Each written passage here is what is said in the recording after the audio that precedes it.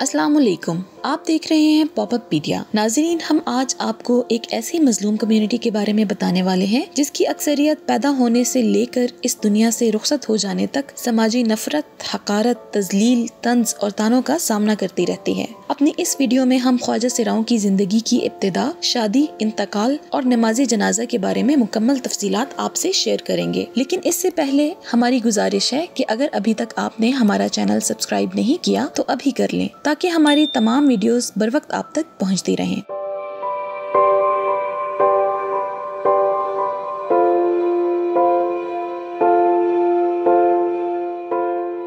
ناظرین، خواجہ سراء نہ تو کوئی الگ مخلوق ہے اور نہ ہی کوئی منفرد قوم سے ان کا تعلق ہے۔ خدا نے انہیں ہمارے جیسا انسان ہی بنایا ہے، البتہ ان میں سے کچھ لوگ مکمل زنانہ یا مکمل مردانہ اوصاف سے محروم ہوتے ہیں، بالکل ایسے ہی جیسے کوئی شخص پیدائشی طور پر کسی دوسری معذوری کا شکار ہو۔ دوستو، یہ خواجہ سراء آج کی دنیا میں پیدا نہیں ہوئے، بلکہ انسان کی صدیوں پر محیط تاریخ میں ایسے مردوں اور خواتین کا تذکرہ ملتا ہے جو کسی ایک صنف کے مکمل اوصاف سے محروم تھے۔ ناظرین، قرآن کریم میں خواجہ سراؤں سے متعلق کوئی الگ سے آیات نہیں ہے، اور یہ بالکل ایسے ہی ہے جیسے قرآن پاک میں کسی دوسری معذوری کے حامل افراد کا بھی تذکرہ نہیں کیا گیا۔ دوستو، خواجہ سراء مرد اور عورت کی طرح ایک انسان ہے، اس پر دین کے وہ تمام احکامات نافذ ہوں گے جو انسانوں کے لیے بیان ہوئے ہیں۔ اگر وہ مسلمان ہے تو اس کے لیے وہی احکام ہیں جو کسی مسلم مرد یا عورت کے لیے ہو سکتے ہیں۔ یہ بات قدیم علماء بھی بیان کر چکے ہیں کہ اگر ان میں نسوانی خصوصیات کا غلبہ ہے تو ان پر دین کے وہ احکام نافذ ہوں گے جو خواتین سے متعلق ہیں، اور اگر ان میں مردانہ خصوصیات غالب ہیں تو ان پر دینی احکام کا اطلاق کرتے وقت انہیں مرد سمجھا جائے گا۔ جو احکام بلا امتیاز ہیں وہ بھی بلا امتیاز ہی نافذ ہوں گے، یعنی جس میں مردوں والے اوصاف زیادہ ہوں گے اسے وراثت میں مردوں کے برابر حصہ ملے گا، اور اگر زنانہ اوصاف زیادہ ہوں گے تو اسے خواتین کے لیے مختص حصہ ملے گا۔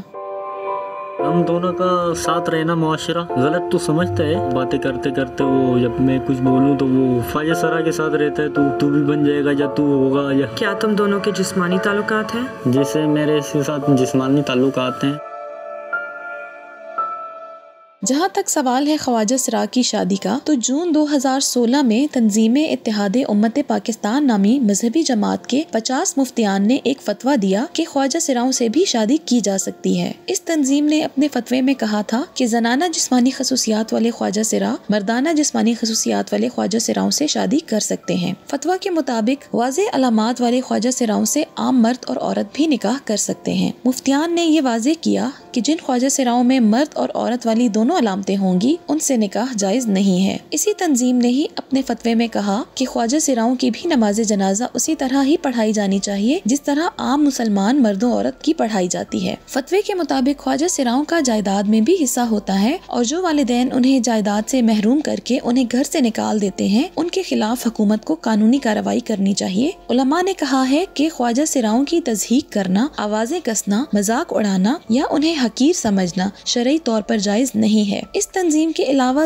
دیگر مکاتب فکر کے علماء بھی خواجہ سراؤں کی نماز جنازہ عام مرد و خواتین کی طرح پڑھائے جانے کے حق میں بات کرتے ہیں۔ اسلام کے مشہور عالم جید اور فقیہ و حبہ الزہیلی نے بیان کیا ہے کہ میت کے 4 حقوق ہیں جو فرض کفایہ ہیں، یعنی مسلمانوں پر اجتماعی حیثیت میں فرض ہیں: غسل دینا، کفن پہنانا، جنازہ پڑھانا اور دفن کرنا۔ یہ مرد و عورت ہی کے لیے نہیں، خواجہ سراء کے لیے بھی ہیں۔ دوستو، انسان کی تکریم اسلام کے نظام اقدار میں بنیادی پتھر کی حیثیت رکھتی ہے، یہاں تک کہ وہ مر جائے تو بھی باقی رہتی ہے۔ خواجہ سراء ایسا ہی ایک انسان ہے جیسے کوئی مرد یا عورت ہو۔ ایک مسلمان معاشرے کی یہ بنیادی ذمہ داری ہے کہ وہ کسی امتیازی رویے کا شکار نہ ہو۔ ہم نے یہ اپنی ذمہ داری ادا نہیں کی، سماج نے اس پر ایک مہذب شہری بننے کے امکانات کو ختم کر دیا ہے، اس پر تعلیم اور تربیت کا دروازہ بند کر دیا ہے، اسے روزگار نہیں دیا جاتا۔ اس کے بعد وہ اس معاشرے کے سنگ دل لوگوں کے رحم و کرم پر ہوتا ہے۔